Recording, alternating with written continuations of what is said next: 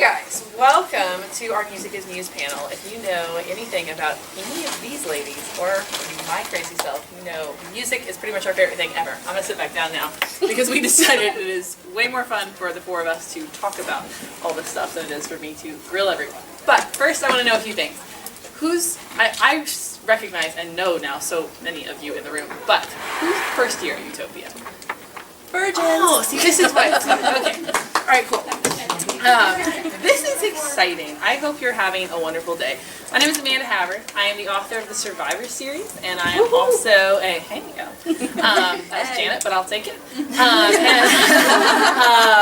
It's a great book. Why two? Series. Two books. And Three. I don't have three. And Angela just called me a genius. This is getting better. I should let you all talk. Okay, and I am also a musician, mainly a composer, a storyteller via song. And we will get more into that. But I first would like to let everybody on this panel, these geniuses next to me, have a chance to introduce themselves and their books, and then we'll start.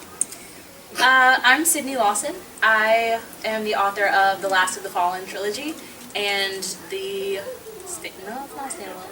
it's a book, and it's new. I haven't really decided yet. I'm waiting for responses. So it's called The Deaths of Me, and that's a paranormal romance, which is pretty music driven as well. I like that title. Wait, hold on. I have to interject. Cydney too is a storyteller via songwriter, something. How did you find that out? You told me last year. That was a whole year ago. And I remember things about you. I even follow your Tumblr channel. Oh, well then that's where that came from. The Lit Kid Tumbles. Go for it. Anyway. Or don't, whichever. Do. All right, Misty. I'm Misty Provencher. Yay! I have the Cornerstone series. I have Mercy. I have Full of Grace and Hail Mary.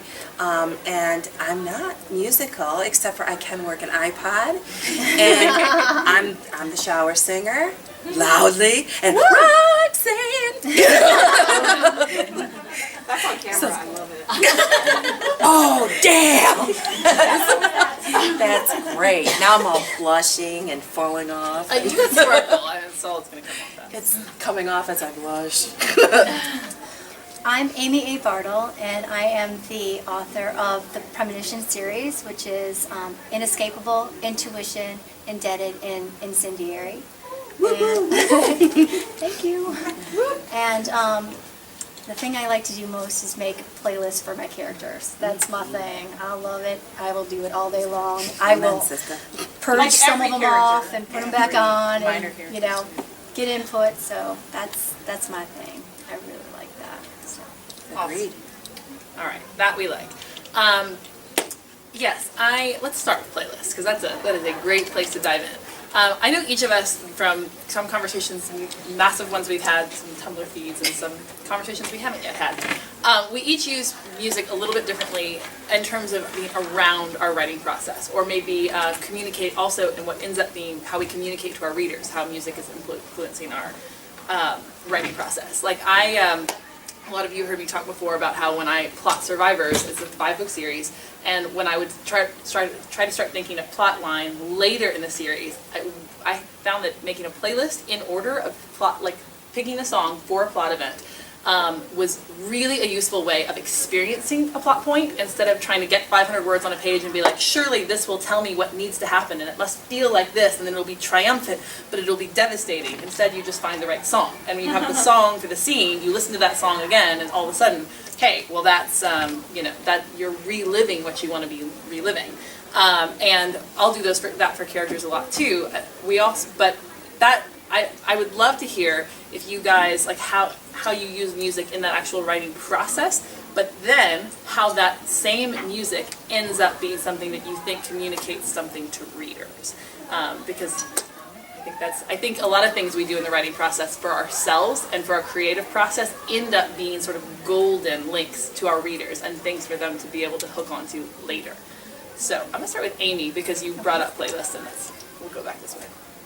Well, initially, when I was talking to Abby Glines, she actually put the spark in my head. I had been posting music on my website, just telling my readers what I'm listening to while I'm writing, or what I just am so obsessed with at the moment.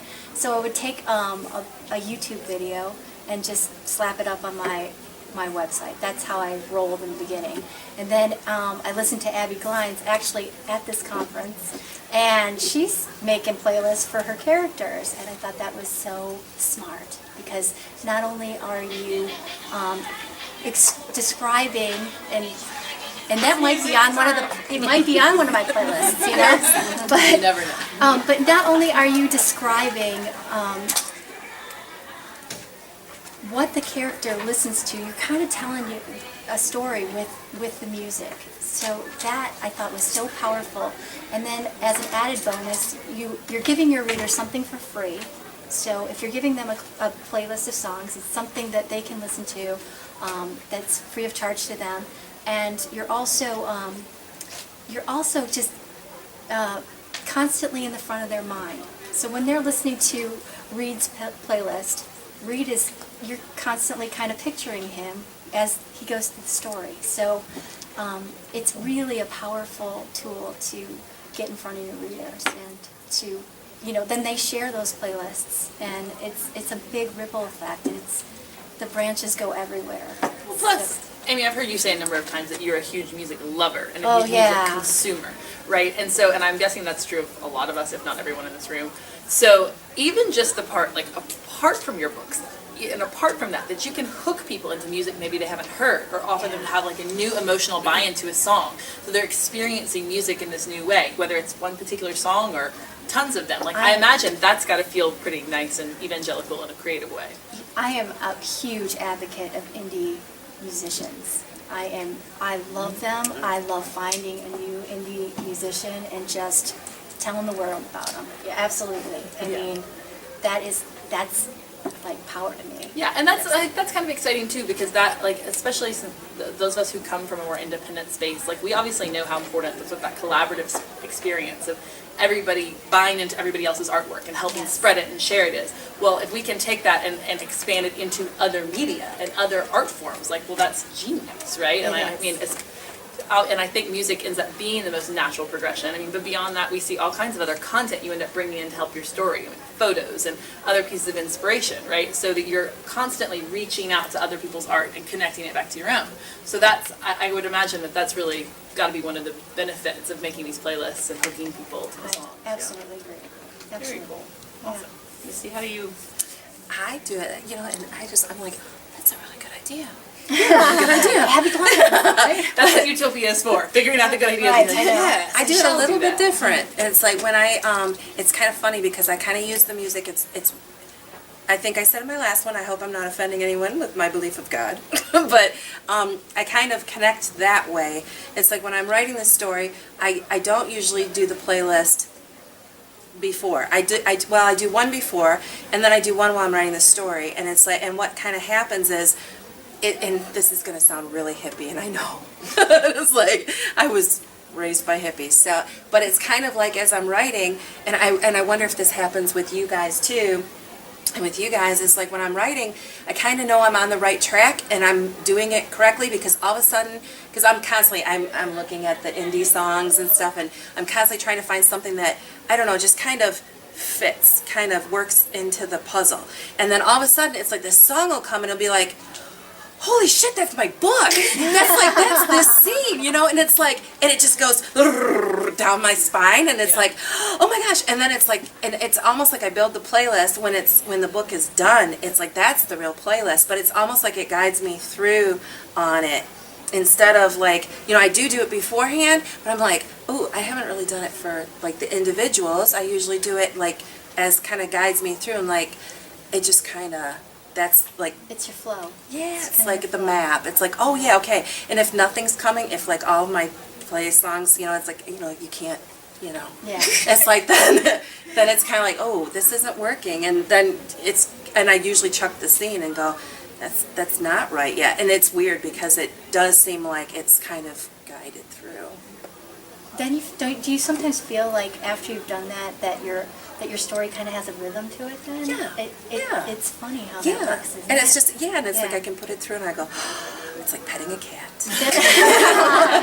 There is a right way to go. It does have a flow. Right, that's the right Worked. way to go, right? Yeah, but if you do this and it's you get stuck in the back.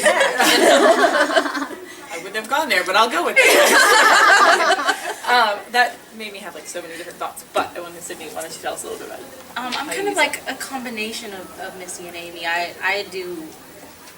I feel so bad for my poor little iTunes working overtime all the time. I do playlists for the book as a whole. I do playlists for each individual character. I do playlists for minor characters. I do playlists for relationships between characters. I do playlists for specific scenes in the book. I do playlists for... no, I'm sick. No, I didn't realize. But it's a serious What help. it's worth knowing is that she's a musician, right? And so her Yeah. brain thinks in music. Yeah. And so when you go to think in story, it's rooted in this process. So what sounds like sometimes like a lot of extra work, like I don't want anybody sitting here and be like, oh gosh, I have to do playlists too. Like that is not the sentiment. No. But if there is this way that you creatively hook to something, right, Yeah. that resonates with you, and music can be a powerful thing, both for you and for your reader or future reader. Right, that's not. I bet that doesn't feel like work. That's how you get it done, no. right? Yeah, like if I'm writing and I'll get stuck, I'll be like, okay, this scene is obviously not going anywhere. iTunes, here I come, and then I'll listen to a music, and it's always one lyric. And it's a lyric that's like embedded in a song that I've heard 50,000 times One before, perfect line. but it'll come out and I'll be like, what?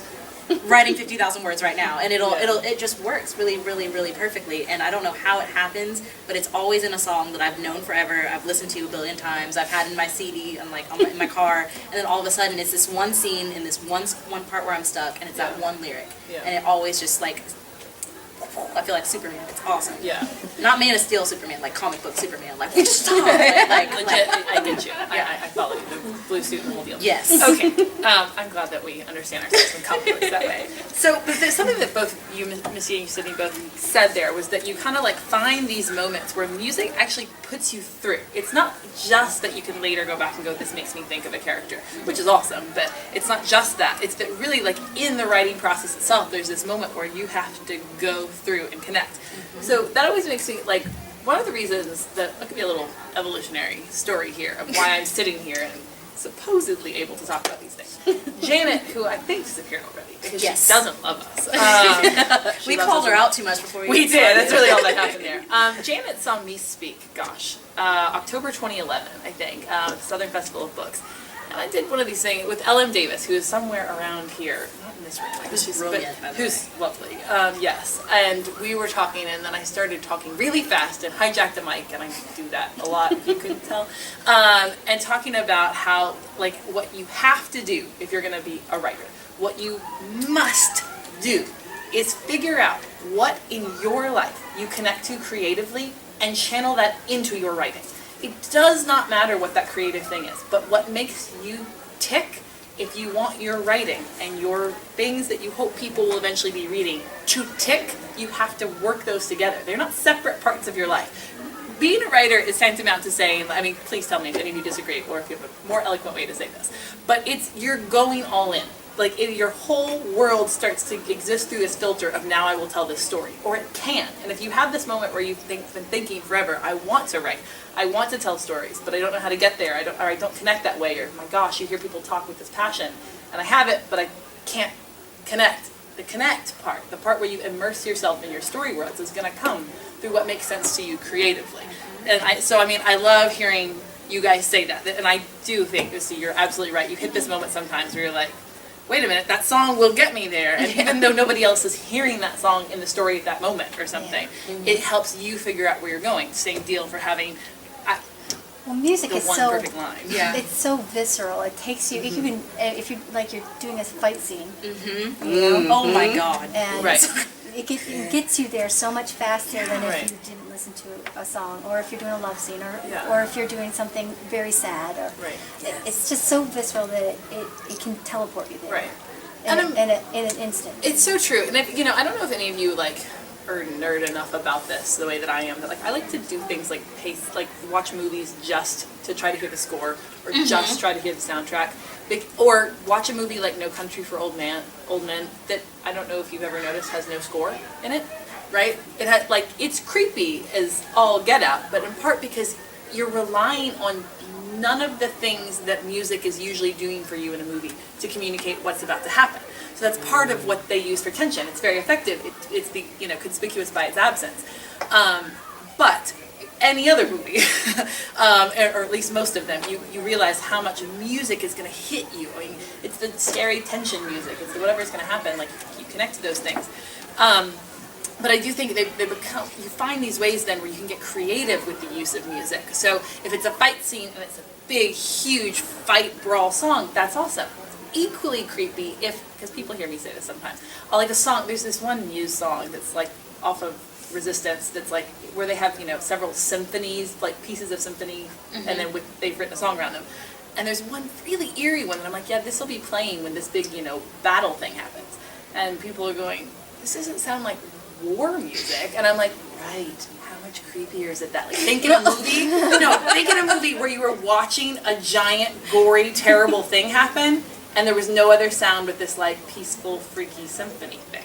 Right. Like, that is its own separate thing, right? Not to say I'm just a genius and I think of creepy things, which I am, but that's okay. No, but what it is, though, is that in of itself communicates something. So like, sometimes you're matching what you're feeling in the scene to the song, yes? But other times they exist in this weird juxtaposition that is even a more complex layer, I would assume. I don't know, I do that, maybe you guys think that's crazy. You're crazy. I really. But I know it, and I own it. I know we're here for like book stuff, but this is very okay, Kill Bill. I don't know how many of you have seen Kill Bill, but it's one of my favorites because of its use of music and its general awesomeness. Okay, so there is a fight scene in it where she is literally slaughtering about 85 people in Japan. And while she's doing it, it is 50s go-go music. And it's one of my favorite, like, oh my goodness, you put the thing with the thing and they're totally different things. It's awesome. Right, and that's such a great example, right? Because then especially if somebody handed you, I don't know, 2,000 words of scary stuff, and then said, okay, ready, but have this thing where you can hit play and hear 50s go-go music to it, that's jarring. Yeah. That gets people, and you know what they're going to do? They're going to remember it. That was a little more tangent than I wanted to go. But that is the story. So, okay, next I kind of want to think a little bit about, and I'm going to put you on the spot a little bit here. You can throw it back if you don't want to. But I do wonder then, since my heart is that if you have a creative outlet, you must infuse it into your writing. Okay, actually we'll ask them first. Okay. Who of you consider yourself musicians in some way, shape, or form? Okay. So we have a few of you, and we had a few reluctant hands come up even later, which means you make music, you just don't, own it. And it is Nashville, and so until exactly 12 months ago, and something happened here where I played some songs for people, I wouldn't have raised my hand on that either. Funny, but I wouldn't have Very because funny. It's It's funny because if you've ever heard her play Everybody or knew sing, it but you. okay, but not that. Not it will that blow point. you away. But to the point that you're like, sometimes you're in a crowd of people, or like who make a certain kind of music. You don't make that, so you don't identify it. Or you're in Nashville, like we are, because it's my hometown now. I claim it. And everyone is a musician of some kind. So when you say that, it's the same way that you can be in a room full of writers, and if somebody was cynical and stupid, they would think, oh well, then you're all just writers. Like no, you're not different from the crowd. Stupid way to look at it, but that's how people would look at it. Same thing can happen in actual music. So I speak to you, slow hands that came up at the end after that question, that if you know somewhere in you that you make music or you're capable of it, you are in fact musicians, and that is your creative, just like you are. So, tell me. That was like pure panic that just came across my face just now. So now you. Yes. Okay, Cydney, do you have all these playlists for minor characters, for major characters, for events, for everything? They need it. Right.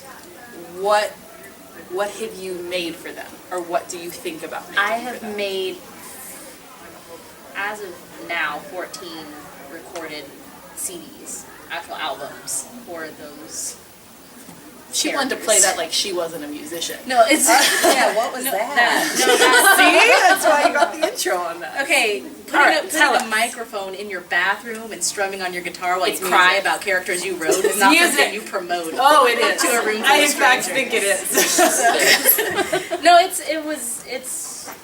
the same way that I go to my iTunes if I need to get through a scene. If I need, characters should have arcs, they should have growth, and I think that music is a really great way to illustrate growth because there's a crescendo, there's there are pauses, there's subtleties. So when you're when you have a character that you're trying to show growth in, and it's a flat character, I'll take my guitar, or I'll take my keyboard, or my ukulele if it's a happy thing, and I'll just go and will sit in my bathroom alone. Nobody can go in there, and I'll write a song.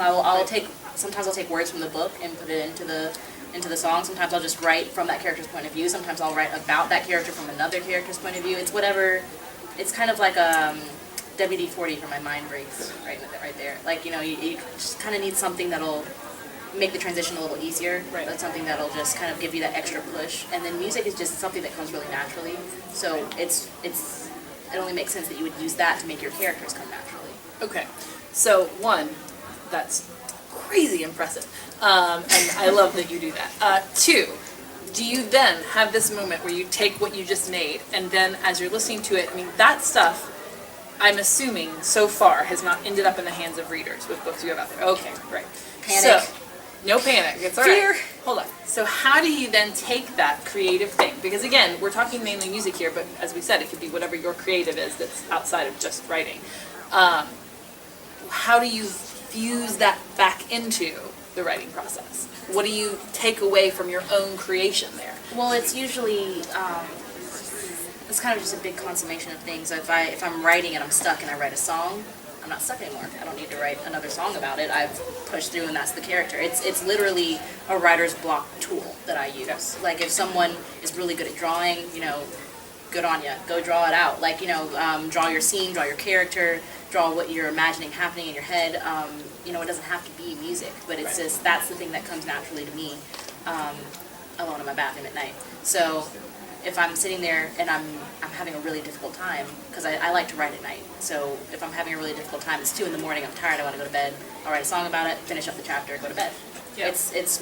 It's not so much therapeutic as it is, I really need to get to sleep, so let me finish this chapter. Yeah, it's how to get through sleep. Yeah, How do you exercise these demons? yeah, exactly, Right. exactly. Get them out. You push through it, Right. you're done, and you can do it again the next night Right. when you're still stuck. So That's amazing. Now, Misty and Amy, less music makers, more music lovers. Oh, lovers, yeah. Do you find you can use music in the same way when you hit a sticking point? I know that's kind of what we were saying just a few seconds ago with our petting of the cat and everything. But is it that concrete as it is 2 a.m. and you need to get through this, and if only you had fill in the blank thing, you could get through it? Do you see me using I songs that find way? that happens. Absolutely. When I find that that I'm just not reaching where I want to go, I have to figure out what the emotion is that's holding me back, that I'm not tapping into. Right. And if I can figure out that emotion and I can equate it with a song, if I can, and like you said before, it might even be a lyric that came from nowhere, then absolutely, it is something that just triggers it, and it's 50,000 words later. So I absolutely, I agree with that 100%. Right. Yeah. Misty? I don't know. It's like, the music is super, super important to get where I need to go. Mm-hmm. And it's like, and usually I use it like, on the way to the ocean. She had a thought. I said Break. something brilliant. no, you did. Like I'm gonna let you. Yay! Who knew? That's what's cool. Okay, go on. That is so cool. I'm loving it more and more. But I think it's now I want to know. No, just wait. Oh, she's going to get there. She's going to tell us. So now it's like everything in my head just went. Oh, Yeah. What's on her paper? I mean, I can tell you. Tell me. I don't hold you in Tell suspense. us. You said it's the thing that gets you to where you're trying to go. Yeah, it's yeah, like yeah. if you're in a car, you're driving, and you get stuck, it's probably because you ran out of gas. The car, is where you're driving, you're riding, and then the music is your gas. Oh no, it's the put it open. in there. It's the open spaces between the music. That's what I meant. That's what I meant to say. And now I'm just gonna. That's all I have. It literally just says car to gas music. Okay, so let's say that as music fuels your writing? Yeah. There we go. Yeah. But I was thinking the open spaces. It's like after you, because I use it when I'm going grocery shopping. Usually I'm listening to my playlist. It's like anytime I'm doing housework, which is like never. But it's like, a few things of housework just to get everybody through. And it's like, but I'll use it then, and that kind of like, it gets you into that. Like, okay, this is my, it's like, okay, when I get up in the morning, I take a shower, and then I put on my makeup, and then I go outside, That's, okay, when I'm going to write, it's like, okay, this is, the brain that's, it's like you sit down and you do the music, or you're walking around doing the music, and then it's the open space. That's where I can write, is like, because I remember, if any of you guys watched Mozart, Amadeus Mozart, it was the movie eons ago. It was awesome, it was fun. And it's like, and he was, and I thought, oh my God, I understand this, because he was using a pool ball, and he was throwing his pool ball, and it would go around the table, and he could write in between. And I thought, holy shit, like, that's my head, you know? It's like something has to be happening, and then I'm, you know, writing in between. So that's what the music does. I think it stops the whatever is broken in my head, and then it lets the other part out. And I think sometimes it also lets you tap into your subconscious or unconscious, and it turns off that logical portion of your brain that's constantly trying to be grammar correct and all that other thing. And all of a sudden, you're writing from a place that is absolutely 100% creativity, and not a place where you dot every T, or dot every I, cross every T, you know, it's just a different, Same place, like, you know when your best ideas come when you're right about ready to go to sleep? It's because that logical part of your brain has shut off. It turns and it off. your creative side is just going, and so you'll be like, that's a great idea, and you'll write it down or whatever. Yeah, And so I- you're saying that's kind of what It's music does. it's for almost music. meditative, right? Yeah, it's exactly right. Yeah, I would argue then that what that experience is, to me, that's living in your story world. That's not, you're no longer writing. You're not you in are your now body almost, in the yeah. story, Yeah, right? And that's where you're getting to think in story and not about the grammar and the this and the word count and the whatever, but you're there, right? Yeah. And Yeah. you're emotionally feeling it. I think that one of the most powerful things about music, as it turns to all of our writing, and probably the way we all consume music around stories we love already, is that it really is just such an instant emotional connection. When we were doing Survivors, at the beginning, we recorded so I'd write some original songs for the series, and we would have a couple of popish people record them. And the first one we did was a song called Pretty Girl that this guy who ended up being on The Voice and whatnot, Chris Mann, recorded. And Chris Mann is like, he has to be, first off, the sweetest human being I've ever met in my life, so that helps. Came to the studio, like, having read the book when it wasn't out yet, so that was still a big deal for me, and, like, wanting to talk about character and, like, and how he was going to portray that, you know, and asking questions about the future storyline to put that into this performance, like, so amazing stuff. But what I noticed is that when we recorded a song, we made a music video and put it out there. And it became, and to me, it was just this shareable piece of emotion related to the story, and that's why we wanted to put it out there in that sort of transmedia style. Well, what I never expected to happen was that anybody who was a Chris fan, who heard the song, and like already was emotionally bought into Chris music, right, and his unbelievable talent, it's not just that they became fans of the series, it's that they became the most emotionally invested fans. Like, they had the quickest buy-in because their first exposure to my story world was an emotional one, right? It wasn't a, what have I heard people saying about this book? And it wasn't, should I buy this and read this? And what do I think about the words on the page? It was like, what is this emotional thing I am feeling? I would now, there's more of this, let me go into it. And it was a really crazy, powerful experience that happened that way. And I would encourage you to think that for, you know, if you're writing now, if you're a published author, if you're whatever you are, right, like, that remember that these things that can be emotional, like, emotional buy-ins are the biggest things. We know that from our fandom and our own fangirling of each other and everything else. Like, when you're hooked, when you love what's happening, or you hurt with what's happening, or what have you, like, that's the ticket. That's what we're going for, I would imagine, all of us. So I think music is, you know, has that real potential. So I want to circle a little bit back around to these playlists we talked about at the beginning. Tell me a little bit about if you've had any interesting experiences or anything that stuck out to you of how fans then of your writing have connected to the music that you've given them to connect to, or if they've come to you and said, oh, I have this song, you know, that I love, or I mean, anything. People can surprise us, but fans often communicate back with music. So Fans love to collaborate with you. If you offer that, they will absolutely meet you more than halfway. I have offered a couple of characters playlists for, I've put it out there, please help Zephyr create this playlist, what would he listen to? And I the response just blew me away. I mean, it's amazing because, and it's more amazing that they know him so well. It is freaking scary. Your characters. So if you offer, be interactive. I think that's one of the keys to being a successful writer, is if you can interact with your fans on any level, but on a musical level, you will benefit more so than they will. I mean, you will find people that you adore, and I think the same way. If you're giving them music that they adore, they love you back. It's just one of those things that is just so powerful. I can't reiterate it more than that. It's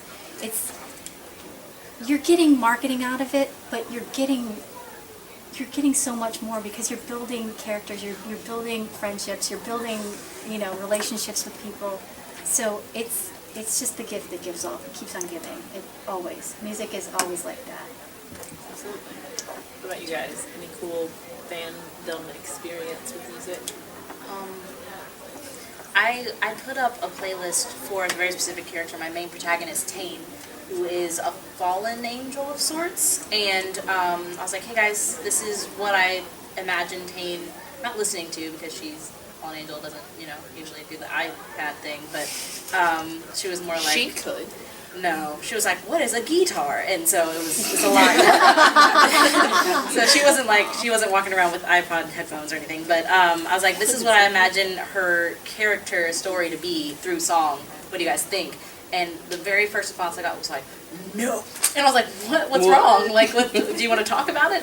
And she was like, that is not the playlist I had. Here's the playlist. And here's the other playlist I made. And I was like, oh my God, this is awesome. These are way better. What was I thinking?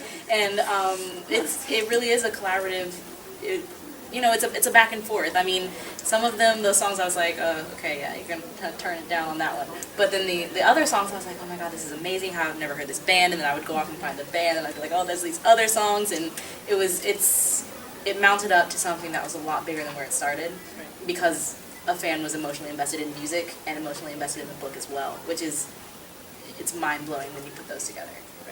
I mean, it's limitless power, right? Because that's just I wouldn't call it power. I'd call it power. Because look, what you want, end of the day, is for people to live in your story, to invest in it emotionally, in every sense of the word. I mean, you just want people to live the story in their heads the way you live it in your head. Yes? Okay, just clear. We can debate it. That's not what we want. But if that's what we want, that's powerful then, because you then, as it became something bigger than it was, and as it was a way for her to connect in at this emotional level, and thus, I would absolutely call that power. Yeah. I have that. Blue ball, catch the blue ball. Yeah.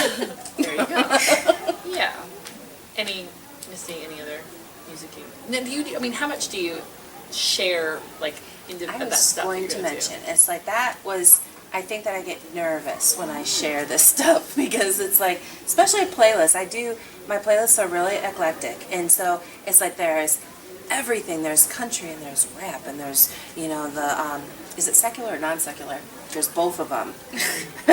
But it's like there's God music, there's freaky freak music, and there's like everything, and That's I thought... the official term. Yeah, freaky freak music. I was a little worried, because when I first put out, in the very, very beginning, I didn't want anybody to be influenced by me. Right. I did not want, because I didn't realize that was what people wanted. I was concerned, and it was like, I don't want you thinking of me. I don't want you thinking of my freaky face. I don't want you thinking of my freaky music when you're trying to get your freak on with my guy.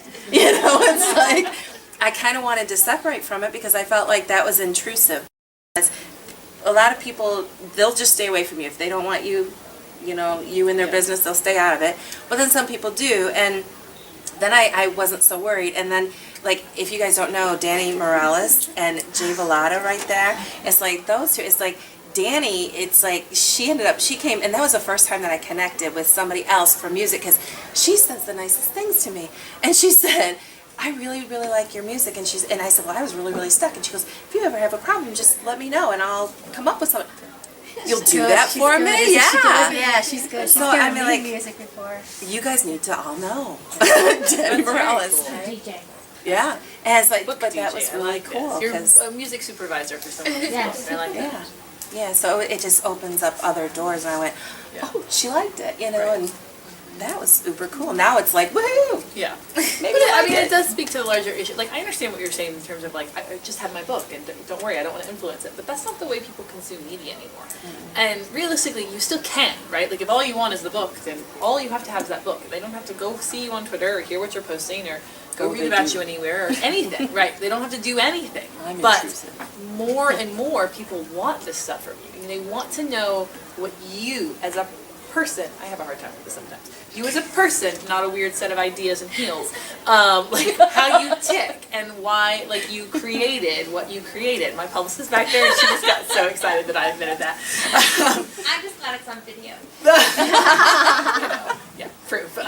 It's hard though, like, and it's, I mean, because sometimes your response, like, sometimes it's from a protective way, and sometimes it's from a weird self-deprecating way. Like, I don't want you to think about me. You just think about the story. But people do, like, they want all of that, you know. And I mean, so in that way, music and sharing playlists and sharing your creative process, those are just things that people really want from you.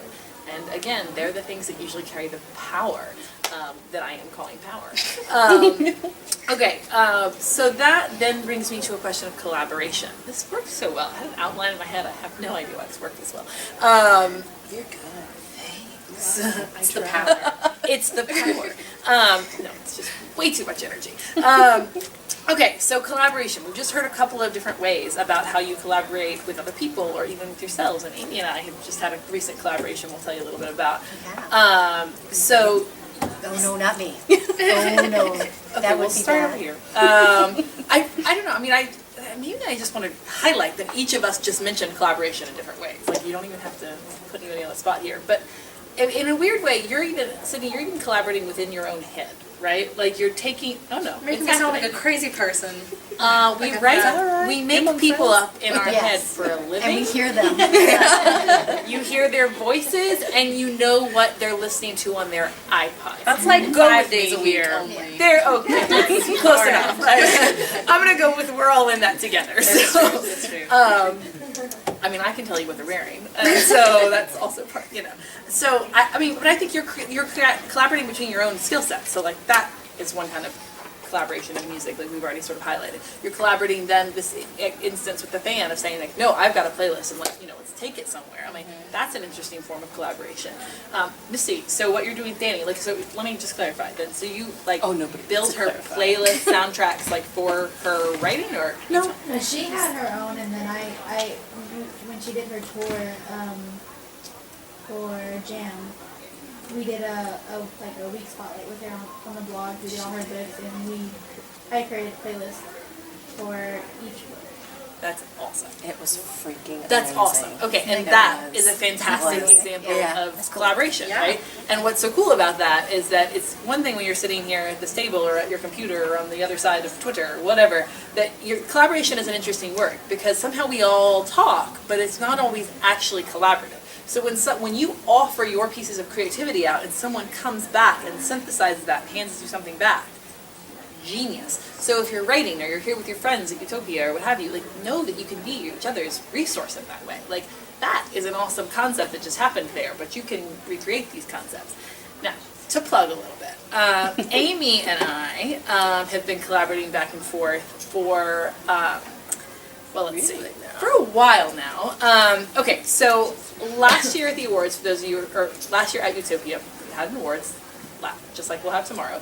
And Janet, again, who had heard me forever and ever ago talk about these songs that I would write to get through a scene at 2 in the morning or what have you, was like, it leads me to believe those songs exist. And I'm like, well, yeah, they exist. She's like, great, come play one.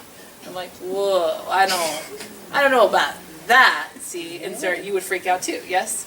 Freak out is a huge understatement. Okay, there you go, right? But she was smart. She got me early in the morning, like 2 days before utopYA, and was like, I think you should do this. And I was like, I think that's a terrible idea. And she goes, well, I go, you've never even heard me. And she goes, here's the thing. If I'm going to offer you a mic and you're going to get up to it, you're going to be good. You'll turn me down if you're not.